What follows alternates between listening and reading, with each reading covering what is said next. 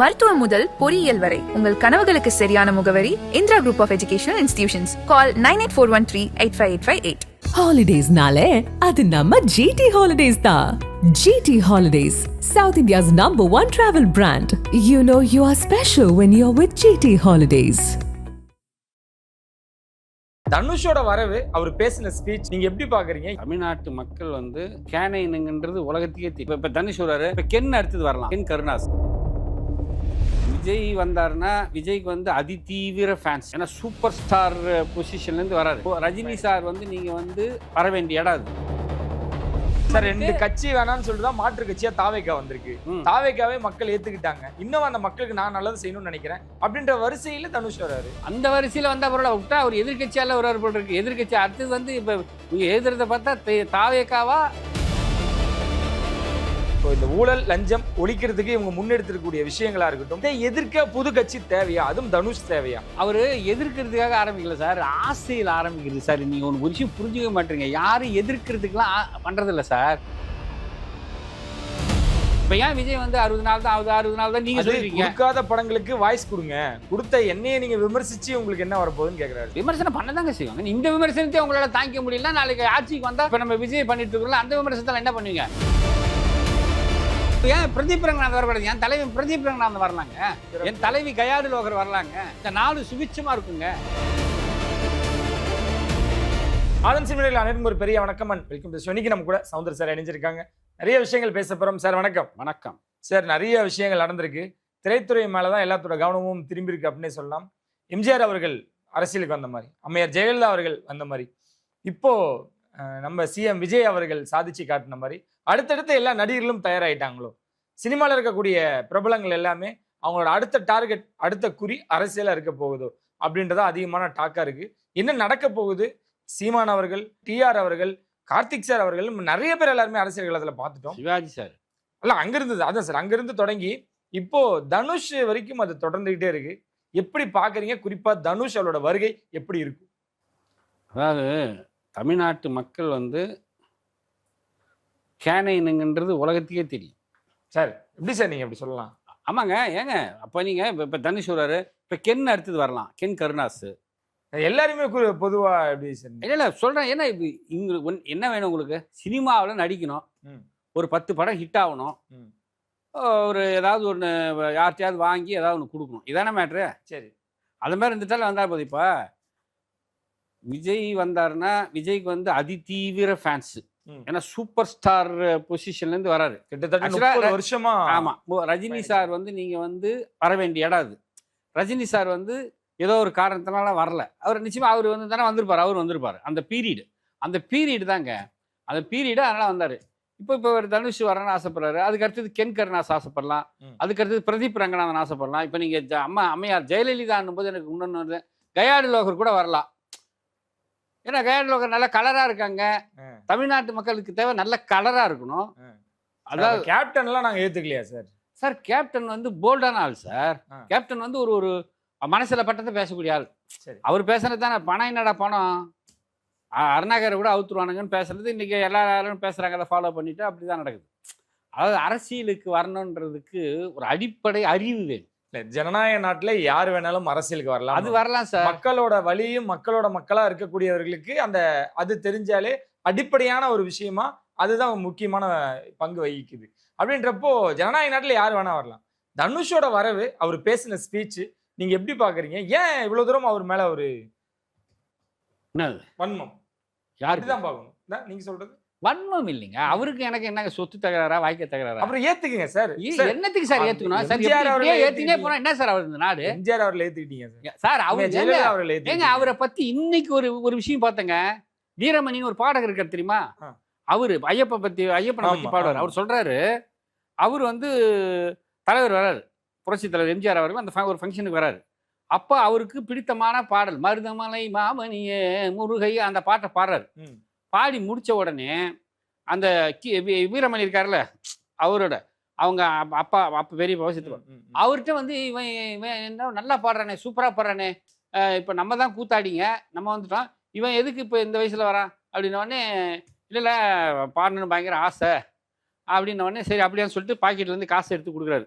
அவர் தான் பாக்கெட்ல இருந்து எண்ண மாட்டார், கொடுத்துட்டு இப்போ நீ இந்த மாதிரி நான் இது மாதிரி நாங்கள்லாம் வந்துட்டோம் கூத்தாடிங்க, நீ வந்து ஏதாவது வேலைக்கு போய் இது மாதிரிலாம் இருக்கக்கூடாது அப்படின்னு இல்லை போலீஸு கூட எக்ஸாமுக்கு எழுதியிருக்கிறான் அப்படின்னு சொல்கிறாரு. யார்? அவங்க அப்பா. உடனே என்ன பண்ணுறாரு, அவருடைய கூடயே வருவாங்கல்ல கமாண்டர் மாதிரி போலீஸ் ஆஃபீஸர் ஆறுமுகமாக யாரோ ஒருத்தர் அவரை கூட்டிருக்காரு. கூப்பிட்டு போலீஸ் எக்ஸாம் எழுதிருக்காமா, இவனை பார்த்து என்ன பண்ணுமோ பண்ணி விடுங்க.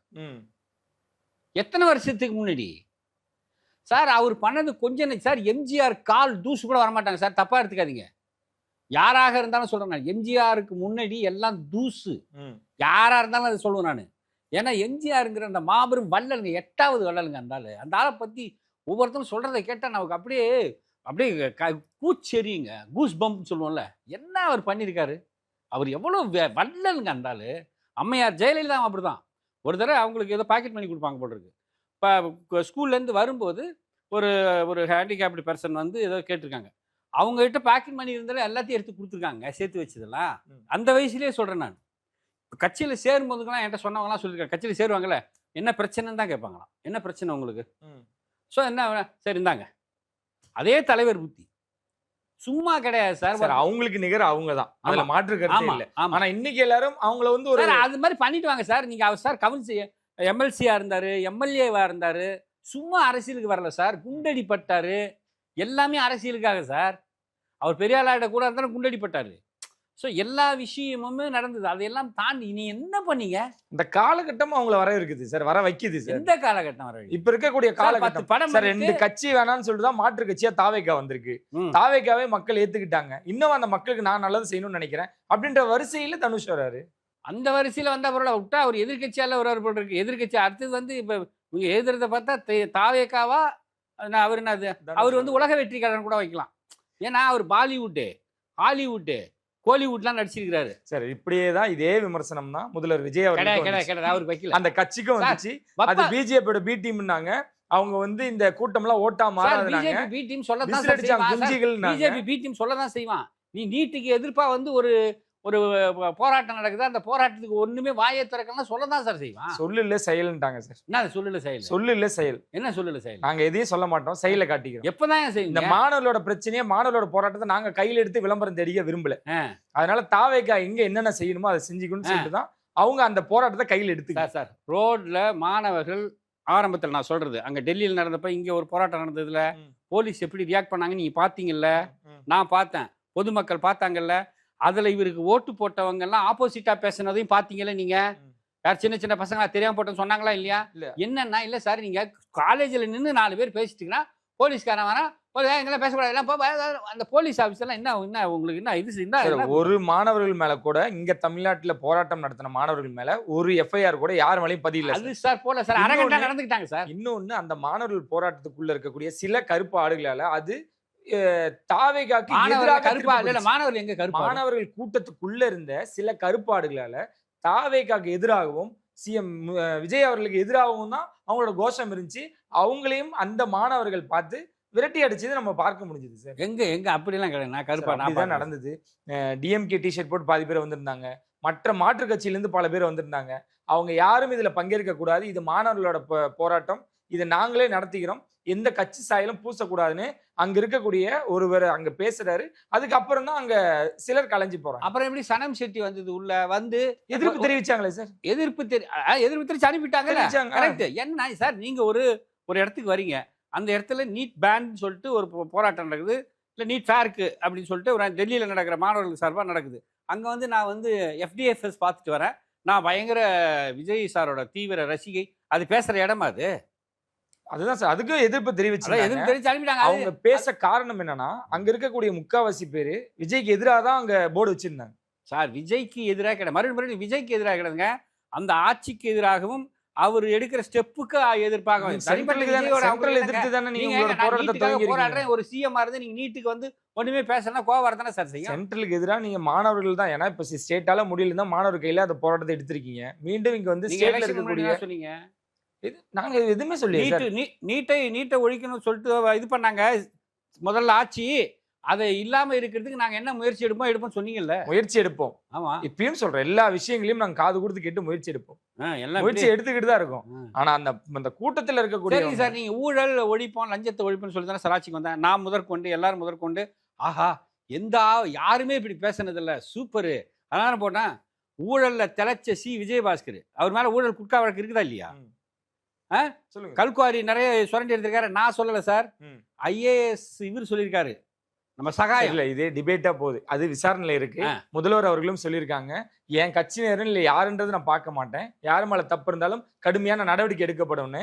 இப்போ ஊழல் லஞ்சம் எப்படி ஒளிஞ்சிருக்குன்னா, ஒரு மாவட்டத்தில் இருக்கக்கூடிய ஒரு ஊழியர் வந்து வெளியே நின்று போராட்டத்தை ஏற்படுத்துறாரு. என்னன்னா, நான் என் சொந்தக்காரனுக்கு காசு அனுப்ப முடியல, நம்மளால எங்கேயும் காசு வாங்க முடியல அப்படின்னு ஓப்பன் ஸ்டேட்மெண்டா ஒரு போராட்டத்தை அறிவிக்கிறாரு. இதெல்லாம் பார்க்கும்பொழுது ஒரு மாவட்டத்தில் இருக்கக்கூடிய ஊழியர், நாமக்கல்லே நடந்துச்சு, ஒரு ஊழியர் வந்து அவ்வளவு தூரம் போராட்டத்தில் இறங்கினாங்க. இதெல்லாம் ஒரு பக்கம் நடந்துட்டு இருக்கு சார். நம்மளோட கண்டென்ட் வந்து இப்போ இந்த ஊழல் லஞ்சம் ஒழிக்கிறதுக்கு இவங்க முன்னெடுத்திருக்கக்கூடிய விஷயங்களா இருக்கட்டும், இதை எதிர்க்க புது கட்சி தேவையா? அதுவும் தனுஷ் தேவையா? அவரு எதிர்க்கிறதுக்காக ஆரம்பிக்கல சார், ஆசையில் ஆரம்பிக்கிறது சார். நீங்க ஒரு விஷயம் புரிஞ்சுக்க மாட்டீங்க. யாரும் எதிர்க்கிறதுக்கெல்லாம் பண்றது இல்லை சார். ஒரு ஸ்டேஜில் ஒரு சேச்சுரேஷன் பாயிண்ட் எல்லாருக்குமே வந்துடும். நடிச்சு இப்போ ரஜினி சாரே அதுதான், எல்லாருமே வந்தது ஒரு சேச்சுரேஷன் பாயிண்ட். இப்போ தலைவர் வந்து வந்தப்போ இப்போ அந்த திமுக பிரச்சனை நடந்து கணக்கு கேட்டார், பல பஞ்சாயத்துகள் நடந்தது. அப்போ அவர் பயந்துன்னு ஆரம்பிச்சாரு. ஆரம்பீரப்பன் மாதிரி ஆட்கள்லாம் ஐடியா கொடுத்து, பண்ருட்டி ராமச்சந்திரன் கூட ஆட்கள்லாம் கொடுத்து அண்ணா ஆரம்பிக்கின சைதை துரசிமி மாதிரி ஆட்கள்லாம் வந்து பயங்கரமா ஊக்கம் கொடுத்து அதை ஆரம்பிச்ச கட்சி தான் அந்த கட்சி. ஆனால் அவரே பயந்தா. ஆனால் திண்டுக்கல்ல இந்த இடைத்தேர்தலில் ஜெயிச்சார்ல, அதில் ஸ்வைப் பண்ணார்ல, அப்போ தான் அவர் தைரியம் வருது. ஆஹா பரவாயில்ல, மக்கள் நம்ம மேலே அபரிதமான நம்பிக்கையும் செல்வாக்கு இருக்குது நமக்குன்றத விஷயத்தையும் தெரிஞ்சுக்கிட்டார். ஸோ அந்த மாதிரி ஏன்னா ரெண்டாவது அவர் அடிப்படையில் வந்து திமுகவில் இருந்து நிறைய போராட்டங்களை கலந்துக்கிட்டு நிறைய விஷயங்கள் பண்ணது, மக்களுக்காக செஞ்ச உதவிகள், மக்களுக்காக பண்ண விஷயங்கள் நிறைய இருந்தது. அதனால் அவரை மக்கள் எடுத்தாங்க. அது மாதிரி அவரை தொடர்ந்து தலைவர் வந்து கையை காட்டினார் அம்மாவை. ஸோ அதை பின்பற்றது அவங்க பெரிய பயங்கர நாலேஜபிள் லேடி அவங்க. ஸோ அவங்க வந்தாங்க. அதுக்கப்புறம் விஜய் வராருன்னா அவர் வந்து உண்மையிலே வந்து நல்ல பீக்கில் இருக்கும்போது அதை விட்டுட்டு வராருன்னொடனே மக்களுக்கு வந்து பரவாயில்ல, இவ்வளோ பெரிய இடத்துல இருந்து விட்டுட்டு ஒரு ஆள் நம்மளுக்காக வராரு அப்படின்னு சொல்றது ஃபர்ஸ்ட் அங்கே தான் அவர் ஜெயிச்ச இடம். ஓகே. அதுக்கப்புறம் வந்து மாணவர்களுக்கெல்லாம் வந்து அந்த ஜெயிச்ச மாணவர்களுக்கு ஏதோ ஒன்று பண்ணார், புக்ஸு கிக்ஸுன்னு கொடுத்து ஏதோ ஒன்று பண்ணி. ஸோ அந்த மாதிரி வந்தார். அதுக்கப்புறம் அவர் ஃபர்ஸ்ட் சொன்னது லஞ்சம் ஊழலை ஒழிப்போம். நானும் பண்ண மாட்டேன், பண்றவங்களே விட மாட்டேன். ஆமா, நம்ம எல்லாருமே வந்து லவ் பண்ண சொன்னதை. ஆனா இப்போ அது வந்து ஓரளவுக்கு ரிஜிஸ்டர் ஆஃபீஸ்லாம் நான் போனேன், ஓரளவுக்கு ஊழல் ஒழிஞ்சிருக்கு தான்.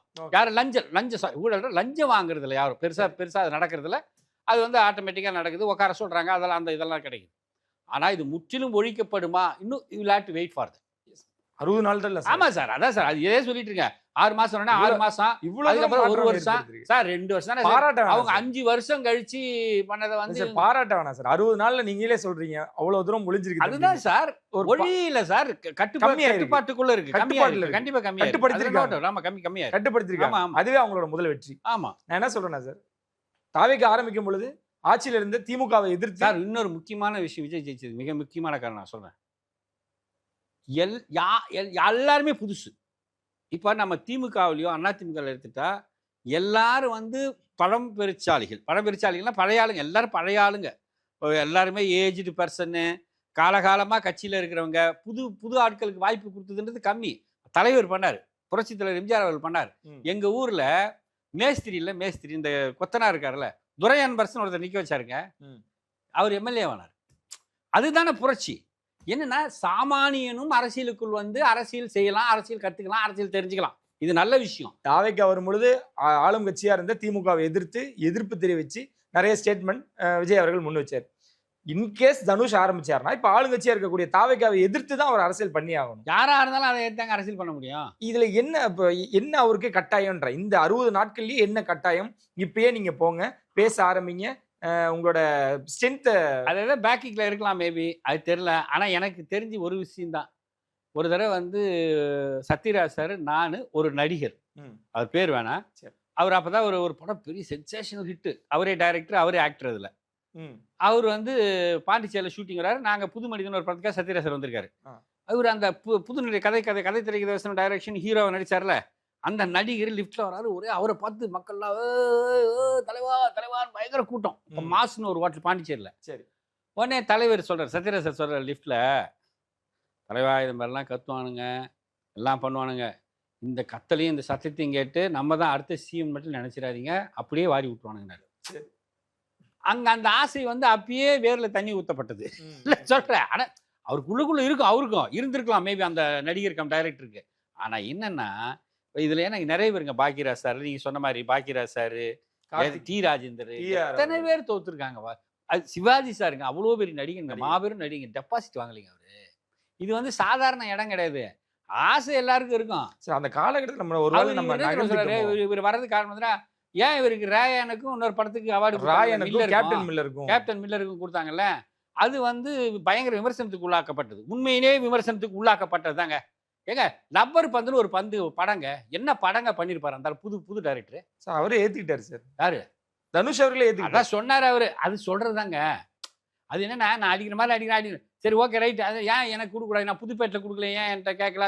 ஏங்க ஒரு ஒரு நடிகனுக்கு என்ன எல்லாருக்கும் ஃபீலிங் தான், அது இதை விட சிறந்த படங்கள்லாம் இருக்குல்ல, அவங்களுக்கு கொடுக்கல இல்லை அப்படின்னும் போது அது விமர்சனத்துக்கு வரதாங்க செய்யும். இப்ப ஏன் விஜய் வந்து 60 நாள் தான் ஆகுது, 60 நாள் தான் நீங்க சொல்லிருக்கீங்க. கொடுக்காத படங்களுக்கு வாய்ஸ் கொடுங்க, கொடுத்த என்னையே நீங்க விமர்சிச்சு உங்களுக்கு என்ன வரப்போகுதுன்னு கேட்கிறாரு. விமர்சனம் பண்ணதாங்க செய்வாங்க. இந்த விமர்சனத்தை உங்களால தாங்கிக்க முடியல, நாளைக்கு ஆட்சிக்கு வந்தா இப்ப நம்ம விஜய் பண்ணிட்டு இருக்கோம்ல, அந்த விமர்சனத்தால என்ன பண்ணுவீங்க? அவர் பேசுறதே இல்லை, கண்டுக்கிறதே இல்லை. நீங்க என்ன மாதிரி பேசிட்டு போ, நான் பார்த்து நான் ஏறி லிப்ட்ல ஏறி மெட்ரோ ட்ரெயின் ஆய்வு பண்ணிட்டு இருக்கிறேன் அவர் பண்ணிட்டு இருக்கிறாரு. கூட்டங்களை பார்த்து கை காட்டுதல், ஆய்வுக்கு போற இடத்துல இருக்கக்கூடிய மக்களுக்கு ரெஸ்பான்ஸ் பண்றாரு சார். என்ன சார் கொடுமையா இருக்கு சார்? ஆய்வுக்கு போற இடத்துல மக்கள் அவ்வளவு பேரு முதல்வர் பார்க்க அவ்வளவு பேர், அது அங்கேயும் அப்படியே மூஞ்சில போயிட்டு அப்படியே இப்படியே மக்கள்கிட்ட கையெல்லாம் காமிச்சு எல்லாத்துக்கும். அது எல்லாரும் தான் ஏங்க, எல்லாரும் செய்வாங்க.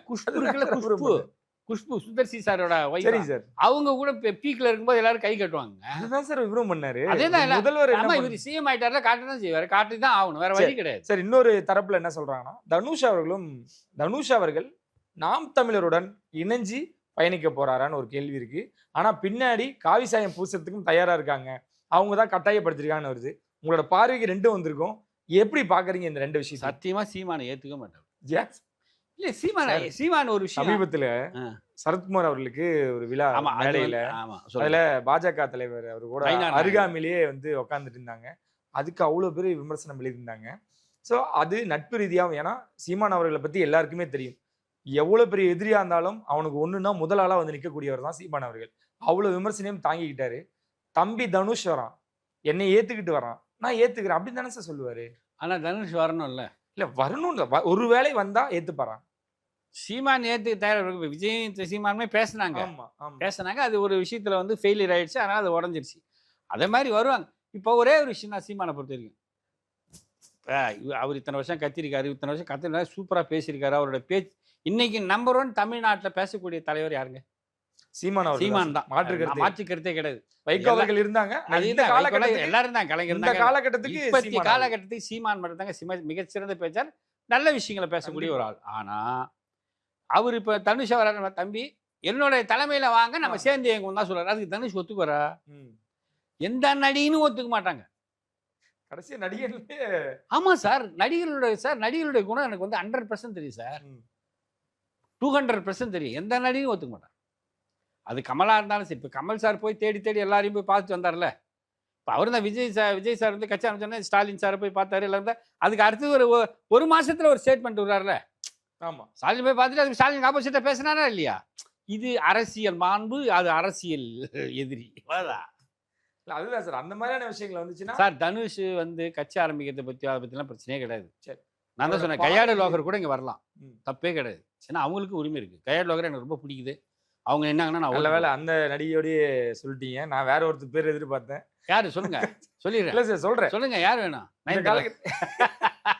அரசியலுக்கு மெயின்டைன் சொல்றேன், யார் வேணாலும் வரட்டுமேங்க. இது வந்து ஒருவேளை ஆன்மீக அரசியல் கையில் எடுக்கிறாரு அப்படின்னா அவர் யாரு? தனுஷ் அவரு. எந்த ஆன்மீக அரசியல் தான் இதை? எங்க பிஜேபி விடவாங்க ஒரு ஆன்மீக அரசியல் வேணுங்க இந்த நாட்டுல. ஊத்தி மூட்டாங்கல்ல, அப்புறம் ஊத்தி மூட்டாங்கல்ல. என்ன பாத்தீங்கல்ல, எத்தனை சீட் வந்தது?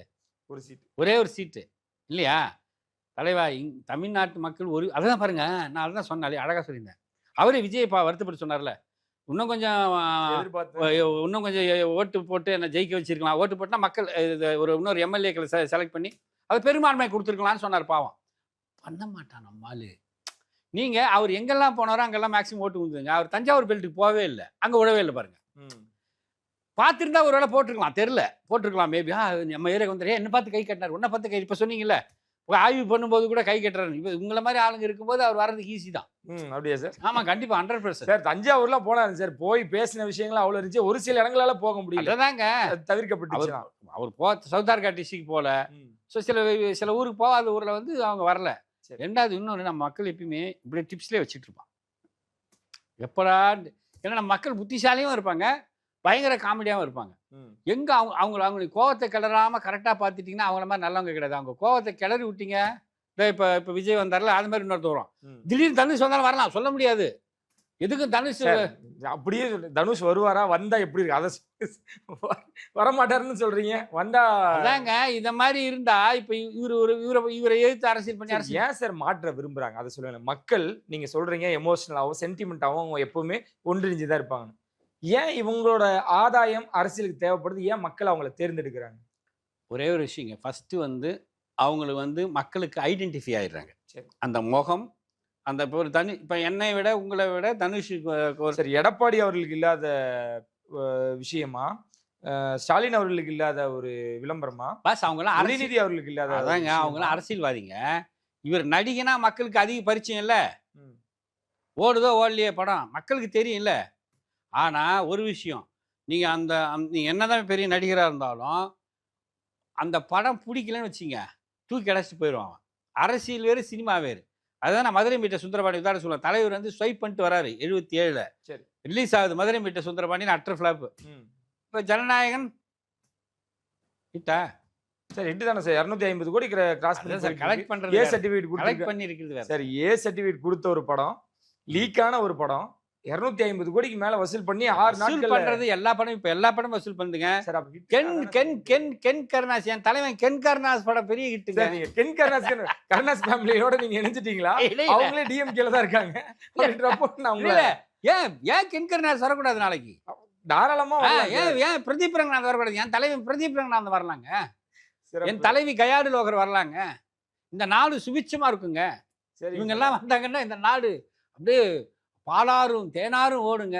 அதான் சார், இல்லை மக்களுக்கு இந்த கொள்கை, இந்த இத்தனை வருஷங்களாக நாங்கள் ஆண்டோம், அந்த மாதிரியான விஷயங்கள்லாம் மக்களுக்கு போர் அடிக்குதா சார்? ஏன்னா அவங்க மாற்ற விரும்பு, எங்களுக்கு என்ன தேவையோ அதை கொடுங்க. அந்த மாதிரி ஒரு மாற்றம் இப்பதானே அதுக்குள்ள இன்னொரு மாற்றம் வந்துருமா?